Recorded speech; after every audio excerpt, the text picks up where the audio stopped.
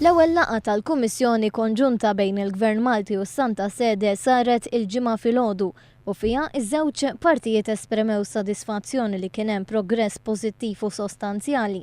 Din il-laqgħa saret wara li fl-24 ta' Ġunju li għadda l-Prim Ministru Joseph Muscat ħabbar li ser titwaqqaf kummissjoni sabiex jiġi revedut il-ftehim tal-1992 dwar is-supremazija tat-Tribunal Ekkleżjastiku.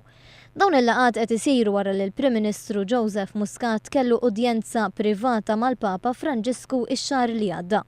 Dakinhar Joseph Muscat kien saħaq li l-Gvern jemmen li l-qrati ċivili ta' Malta għandhom ikunu l-entità superjuri u bekk l-ebda qorti barranija m'għandha tinfluwenza l-qrati Maltin. Dan fid-dawl tal-liġi taż-żwiġijiet f'każ ta' separazzjoni bejn koppja fejn huwa komuni ħafna li jinħoloq dewmien żejjed minħabba diskrepanza fil-liġi bejn l-Istat u l-Knisja.